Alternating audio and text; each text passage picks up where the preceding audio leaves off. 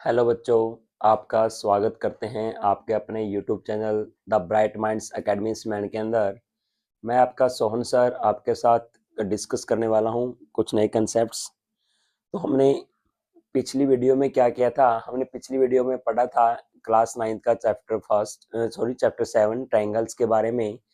हमने पढ़ा कि हमारे पास ट्रायंगल्स क्या होता है, हमारे पास जो ट्रायंगल होती हैं कि आपके पास ट्रायंगल्स में आप जैसे चैप्टर 7 में पढ़ रहे हो कि आपने पहले पढ़ा होगा कि जैसे 6th या 7th में पढ़ा था, 8th में पढ़ा था कि हमारे पास टाइप्स ऑफ ट्रायंगल क्या होते हैं, स्केलन, आइसोसेल या फिर इक्विलेटरल ट्रायंगल और फिर राइट एंगल ट्रायंगल। हमने ऑब्टूज के बारे में वैसे पढ़ा था, लेकिन मैंने आपको लिखवाया नहीं होगा शायद वो। और हमने साथ में पढ़ा था कि हमारे पास अगर एक्यूट ट्रायंगल है तो कैसे होती हैं। हमने उनके बाद हमने पढ़ा जो हमारे चैप्टर का मेन मोटिव है, हमारे क्लास 9 का चैप्टर 7 का कॉन्ग्रेंस के बारे में पढ़ा। ठीक है, तो कॉन्ग्रेंस क्या होता है, हमारे पास अगर कोई दो फिगर है उनके पास सेम साइज और सेम शेप है तो क्या हमारे पास दोनों फिगर कैसे होंगी, कॉन्ग्रेंस होगी। तो चलो आज हम पढ़ते हैं प्रॉपर्टीज के बारे में, ट्रायंगल्स की कुछ प्रॉपर्टीज। ठीक है, तो हमारा आज टॉपिक रहने वाला है सम प्रॉपर्टीज ऑफ ट्रायंगल, कि आपके पास जो ट्रायंगल है उनकी प्रॉपर्टीज क्या होंगी। Some properties of triangles. तो देखो बच्चों, आपके पास जो ट्रायंगल हैं, हमने पहले पढ़ा था कि इक्विलेटरल ट्रायंगल होते क्या है। क्या होते हैं इक्विलेटरल ट्रायंगल? देखो, equilateral, equi means equal, laterals means side. तो आपने इक्विलेटरल ट्रायंगल के बारे में पढ़ा। इक्विलेटरल क्या होता है? Equi means equal, lateral means side, यानी ऐसी ट्रायंगल जिसमें सभी साइड क्या होते हैं, इक्वल। तो देखो, अगर बच्चों आप देख रहे हो यहाँ पर आपके पास कोई ट्रायंगल एबीसी है और एबीसी क्या कौन सी ट्रायंगल है, आपके पास इक्विलेटरल ट्रायंगल है, यानी कि सभी साइड क्या है इसमें इक्वल है। अगर आपके पास किसी ट्रायंगल में सभी साइड इक्वल हो उसको बोलते हैं equilateral, means equal dimensions, equal sides. So we call the triangle is called equilateral triangle. अगर आपके पास सभी साइड इक्वल है तो यहाँ पर आपके पास सभी एंगल भी क्या हो जाएंगे, इक्वल हो जाएंगे। If A B is equal to B C is equal to C A या फिर A C, then we call angle A is equal to angle B is equal to angle C. अब देखो, आपने पहले पढ़ा होगा क्लास 7th या 8th के अंदर angle sum property of a triangle, कि अगर आपके पास कोई ट्रायंगल है उसमें एंगल्स का सम कितना होता है। ठीक है, sum of all angles, sum of all angles of a triangle is 180। ठीक है, कि आपके पास अगर एंगल्स हैं उन सभी एंगल्स का सम ट्रायंगल के अंदर कितना होता है, 180। तो यहाँ पर देखो, मैं अगर इनका सम करता हूँ, angle A plus angle B plus angle C is equal to 180। आपके पास तीनों एंगल इक्वल है तो मैं यहाँ पे लिख लेता हूँ angle A plus angle A plus angle A is equal to 180। तो थ्राइस ऑफ एंगल ए क्या हो जाएगा, थ्री। एंगल थ्री ए नहीं होगा ये, कभी इसको ए प्लस थ्री ए कर दो, नहीं। एंगल ए प्लस ए यानी एंगल ए का थ्राइस, थ्री टाइम्स, तो क्या हो जाएगा 180। तो यहाँ से एंगल ए किसके इक्वल आएगा, 180 divide by 3 is equal to 60 degree. तो यानी कि आपका जो इक्विलेटरल ट्रायंगल है उसका हर एक एंगल कितना होगा, 60 डिग्री के इक्वल होगा। Every angle of A equilateral triangle is 60 degree. ठीक है, तो आपका कोई अगर ट्रायंगल है इक्विलेटरल ट्रायंगल तो उसके सभी एंगल कितने होते हैं, 60 डिग्री के होते हैं। ठीक है, तो हमारे पास यहाँ पर इक्विलेटरल ट्रायंगल से आपका रिलेटेड प्रॉपर्टी ये थी। बाकी जो आप प्रॉपर्टी पढ़ते हो उसके बारे में, मीडियन के बारे में, ऑर्थो सेंटर के बारे में, वो आप फिर कभी पढ़ेंगे, या फिर आपका जो आपका सेंट्रोइड होता है उसके बारे में कि मीडियन क्या होती है। आपके पास यहाँ पर चलो मैं बता देता हूँ मीडियन क्या होती है। मीडियन, अगर आपके पास कोई इक्विलेटरल ट्रायंगल है, इक्विलेटरल ट्रायंगल में अगर किस वर्टेक्स से एक आप लाइन खींचते हो अपोजिट साइड पर, अगर ये लाइन अपोजिट साइड को कर दे बाइसेक्ट, तो इसको क्या बोलते हैं, क्या बोलते हैं, शाबाश, क्या बोलते हैं इसको, मीडियन। अगर आपको ये करे बाइसेक्ट, क्या बोलते हैं इसको, मीडियन। और अगर ये भी क्या करे आपको बाइसेक्ट करे तो क्या बोलते हैं इसको, मीडियन। तो अगर आपके पास ए बी सी कोई ट्रायंगल है और ए डी बी ई और सी एफ क्या करता है, अगर ए डी करेगा AD बाइसेक्ट BC, क्या करता है AD BC को बाइसेक्ट करता है, और BE बाइसेक्ट AC, और CF बाइसेक्ट AB, ठीक है। अगर आपके पास AD BE CF बाइसेक्ट करते हैं BC AC और AB को, तो हम क्या मानेंगे कि हमारे पास जो AD BE और CF ये क्या है, हमारे पास मीडियंस है। क्या है ये, मीडियंस, इसको हिंदी में बोलते हैं माध्यिका। क्या है हमारे पास, ये मीडियंस है। मीडियंस का क्या फंक्शन होता है कि अगर किसी ट्रायंगल में, इक्वल ट्रायंगल में किसी वर्टेक्स से अपोजिट साइड पर जो खींचा गया लाइन सेगमेंट है, क्या कोई लाइन है, अगर उसको बाइसेक्ट करते तो उसको मीडियन बोलते हैं। इस इंटरसेक्शन पॉइंट को क्या बोलते हैं, सेंट्रोइड। क्या बोलते हैं इसको, सेंट्रोइड बोलते हैं।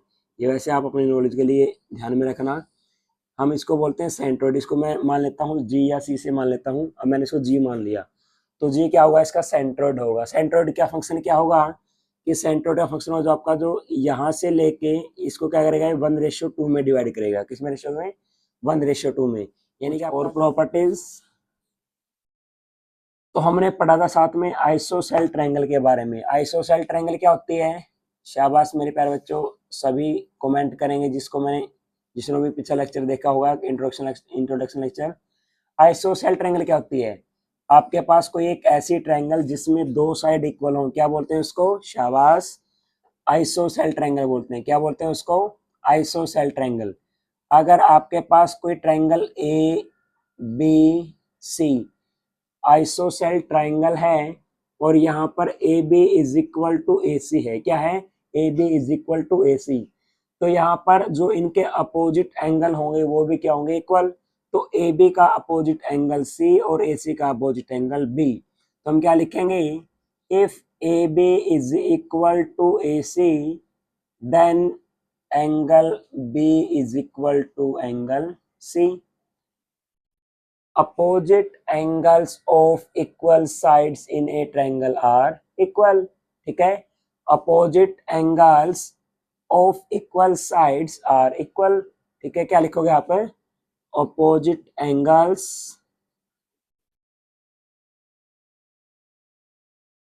of equal sides in a triangle are equal, कि आपके पास जो इक्वल साइड हैं उनके अपोजिट एंगल, आपके पास इक्वल साइड है, इनके अपोजिट एंगल वो क्या होंगे, इक्वल होंगे। क्या होंगे, इक्वल होंगे, ठीक है। इसको आप एक थ्योरम की मदद से, थ्योरम की हेल्प से प्रूव भी कर सकते हो। कैसे करोगे, देखो मैं आपको वैसे रफली तौर पर बता रहा हूँ, आपके एनसीईआरटी के अंदर ही थ्योरम है, ठीक है। तो अगर मैं यहाँ पर AD को एक क्या मान लेता हूँ, एंगल बाइसेक्टर ऑफ A, कि हमारे पास AD क्या है, एंगल बाइसेक्टर ऑफ A है, यानी एंगल A को बाइसेक्ट करता है, तो ये एंगल के दोनों पार्ट क्या होंगे, इक्वल होंगे।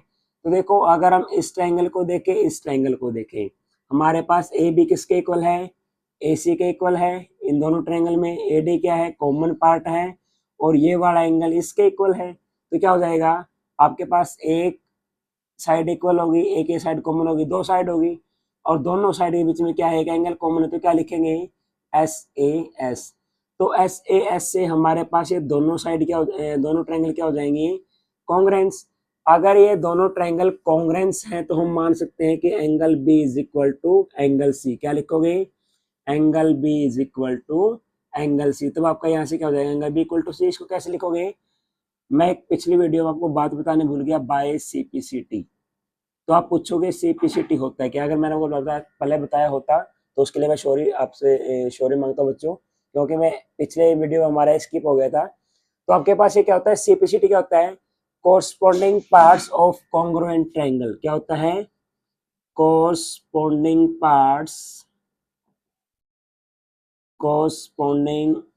पार्ट्स ऑफ कॉन्ग्रुएंट ट्रायंगल्स, ठीक है। कि अगर आपके पास कोई दो ट्रायंगल कॉन्ग्रुएंट है तो उनके कोरस्पोंडिंग पार्ट भी क्या होंगे, इक्वल होंगे। तो जैसे आपके पास देखो ये दोनों ट्रायंगल कॉन्ग्रुएंस थी, ABD और ACD। देखो आपके पास ABD कॉन्ग्रुएंस ट्रायंगल ACD, क्योंकि आपके पास इन दोनों में दो साइड इक्वल है, एक कॉमन है, ये दोनों इक्वल है और क्या है, एक एंगल है बाय एस से एस। तो यहाँ पर देखो एंगल ए के इक्वल है, यहाँ से देखो ठीक है, एंगल डी के इक्वल आएगा और एंगल बी किसके इक्वल आएगा, एंगल सी के इक्वल आएगा। ठीक है, तो हमने यहाँ पर हमें दो साइड इक्वल दे रखी थी, हमने क्या दिखा दिया, दो एंगल इक्वल दिखा दिया बाय सिंप्लिसिटी, क्योंकि आपके पास दोनों ट्रायंगल क्या है, कॉन्ग्रुएंस। तो आपका क्या हो जाएगा, ये आइसोसेल ट्रायंगल में opposite angles of equal sides in a triangle are equal. आपके पास इक्वल साइड्स दे रखे किसी ट्रायंगल के, तो उनके अपोजिट एंगल भी क्या होंगे, इक्वल होंगे।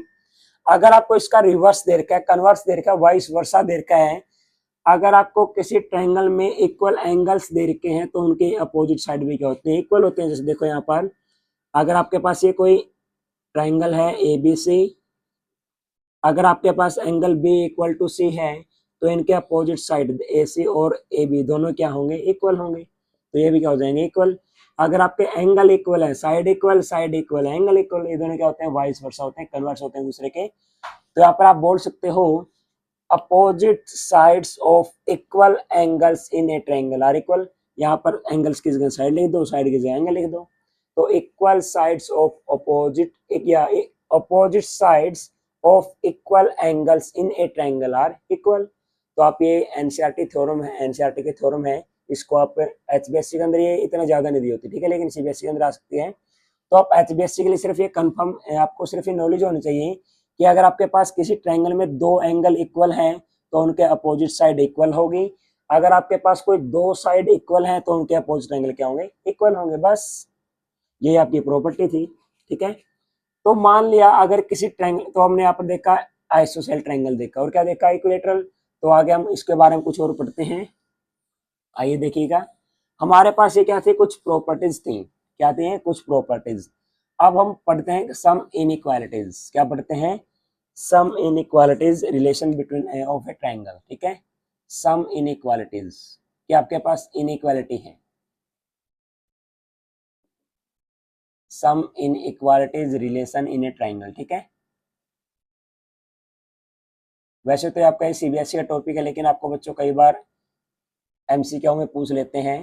ठीक है, some inequalities relation in a triangle, मैंने यहाँ पर क्या लिखा है, some inequalities relation in a triangle. ठीक है, तो यहाँ पर देखो बच्चों, हमने अभी पढ़ा है कि आइसोसेल ट्रायंगल के अंदर क्या है, कि आपके पास जो आइसोसेल ट्रायंगल है उसमें आपके पास दो साइड इक्वल थी, तो उनके अपोजिट एंगल भी क्या होंगे, इक्वल हो जाएंगे। ठीक है, तो अगर देखो आप यहाँ पर देखोगे कि आपके पास, अगर आपके पास कोई ट्रायंगल है और उसमें एंगल इक्वल ना हो, ठीक है,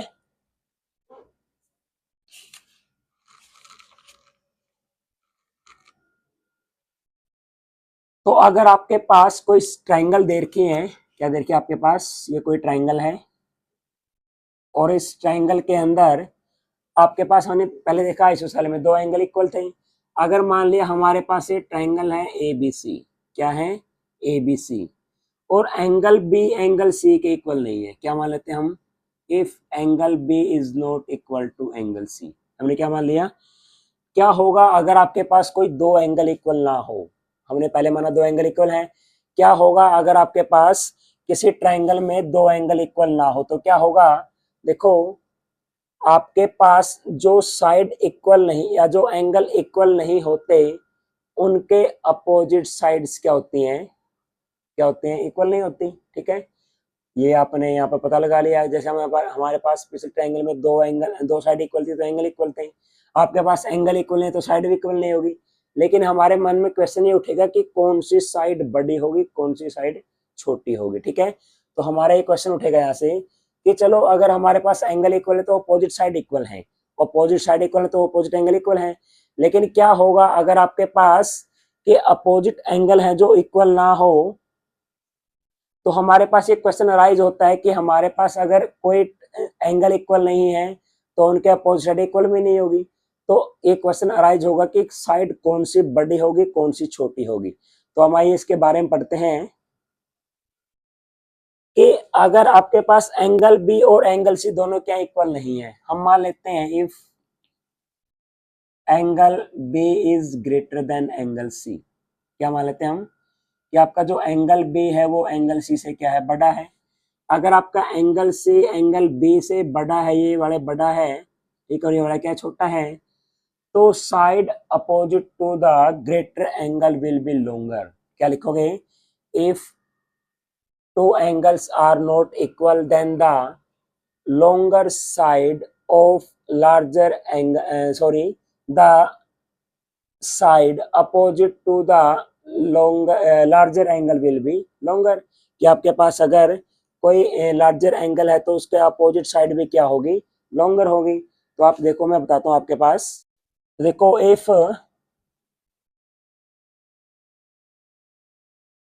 to sides are not equal,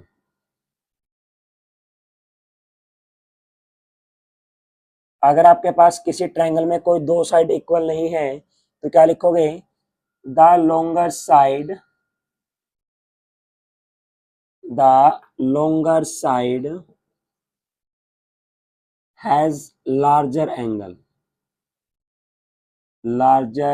angle opposite to it।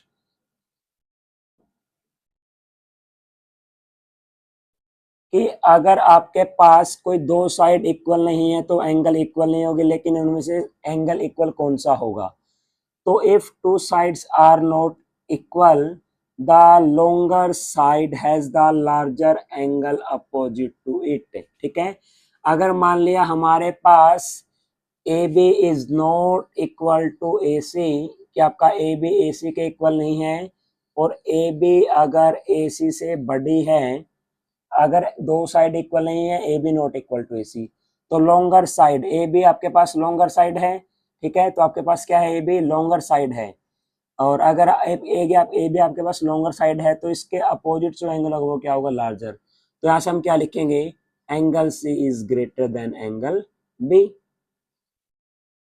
अगर आपके पास इसका रिवर्स है, ठीक है, if A C is greater than A B, अगर आपका जो ए सी है वो ए बी से ग्रेटर है तो इसके अपोजिट एंगल बी है, तो एंगल बी क्या आएगा, ग्रेटर आएगा एंगल सी से। ठीक है, तो अगर आपका इसका रिवर्स क्या होगा, वैसे आप इसको पहले सकते हो, अगर आपका एंगल बी एंगल सी से बड़ा है, अगर आपका एंगल बी है जो एंगल सी से बड़ा है तो इसके अपोजिट साइड क्या होगी, लॉन्गर साइड होगी, बस इसके रिवर्स हो गया।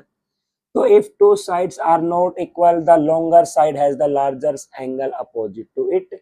यानी कि आपके पास अगर कोई दो साइड इक्वल नहीं है तो लॉन्गर साइड के जो अपोजिट एंगल होगा वो क्या होगा, बड़ा होगा। अगर अपोजिट एंगल, आपको दो एंगल दे रखे हैं और उनमें से दोनों इक्वल नहीं है और एक बड़ा है, तो उसके अपोजिट साइड क्या होगी, इक्वल होगी। ठीक है, तो आप यहाँ से पता लगा सकते हो कि आपका, मेरे ख्याल से, मेरे विचार में आपका जो कंसेप्ट है क्लियर हो गया होगा। अगर आपके पास कोई दो साइड इक्वल है उनके अपोजिट एंगल इक्वल है, अगर कोई दो साइड इक्वल नहीं है तो उनके अपोजिट एंगल भी इक्वल नहीं होगा, लेकिन हमारे मन में क्वेश्चन अराइज होता है कि उनमें से कौन सी साइड बड़ी होगी या कौन सा एंगल बड़ा होगा। तो जो आपकी लॉन्गर साइड है उसके अपोजिट साइड क्या होगा, अपोजिट एंगल क्या होगा, बड़ा। अगर आपके पास कोई एंगल छोटा है तो उसके अपोजिट साइड क्या होगी, छोटी होगी, बस यही आपका होता है। ठीक है, तो आप लिख सकते हो the longer larger angle has the opposite has the longer side opposite to, इसका opposite लिख सकते हो, जैसे मैंने पिछली वीडियो में लिखा था। ठीक है,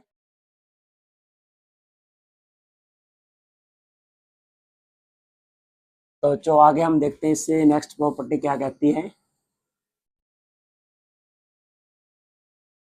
देखो आगे नेक्स्ट प्रॉपर्टी है कि अगर आपके पास कोई ट्रायंगल है, क्या है, कोई ट्रायंगल, और अगर आपका ट्रायंगल का नेम है यहाँ पर ए बी सी, अगर आप यहाँ पर ए बी प्लस ए सी करते हो, क्या करते हो, ए बी प्लस ए सी, ठीक है, तो वो क्या होगा, हर दम आपके पास बी सी से ग्रेटर होगा। तो क्या लिखोगे, the sum of two sides, sum of two sides of a triangle is greater than, is greater than the third side। कि अगर आपके पास कोई दो साइड का सम है, किसी ट्रायंगल में अगर कोई दो साइड का सम लोगे तो क्या आएगा, वो थर्ड से बड़ा आएगा। अगर हम यहाँ पर लेते हैं ए बी प्लस ए सी तो वो आएगा ग्रेटर देन बी सी। अगर आप लेते हो A B plus B C तो आएगा ग्रेटर देन ए सी। अगर आप लेते हो बी सी प्लस ए सी तो आएगा ग्रेटर देन ए बी। ठीक है, तो यहाँ पर आपका जो सम होगा वो क्या होगा, थर्ड साइड का, दो साइडों का सम थर्ड साइड से क्या होगा, हमेशा बड़ा होगा।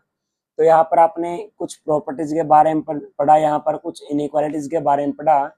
तो मैं उम्मीद करता हूँ कि आपको ये सेशन बहुत अच्छा लगा होगा। आपका जो इंट्रोडक्शन पार्ट हमने फर्स्ट देखा था और हमने ये सेकंड पार्ट देखा है, तो मैं बच्चों आपसे उम्मीद करता हूँ कि आपको ये दोनों सेशन अच्छे लगे होंगे। तो आपका ये कुछ बेसिक पार्ट था, इंट्रोडक्शन पार्ट था आपके चैप्टर 7 का। अगर आप इसको अच्छे से पढ़ोगे तो आपके पूरे 7 चैप्टर में आपको कोई दिक्कत नहीं आने वाली है। अगर आप इसको अच्छी तरीके से नहीं पढ़ोगे तो आपको 7th चैप्टर में दिक्कत आएगी, क्योंकि आपका अगर बेसिक कंप्लीट नहीं है, कंसेप्ट क्लियर नहीं है, तो आप एक्सरसाइज नहीं कर सकते हो। तो मेरा यही मानना है कि अगर आप इसको अच्छे से पढ़ लोगे तो आपको चैप्टर आपका अच्छा जाएगा। तो आज के लिए इतना काफ़ी है। Thank you, have a nice day. अगर आपको ये वीडियो अच्छी लगे तो अपने दोस्तों के साथ, अपने रिलेशन में जो बच्चे हैं 9th क्लास में पढ़ते हैं, उनके साथ ये शेयर करना, हमारे चैनल को सब्सक्राइब करना और इस वीडियो को ज़्यादा से ज़्यादा लाइक करना। ठीक है, thank you, have a nice day.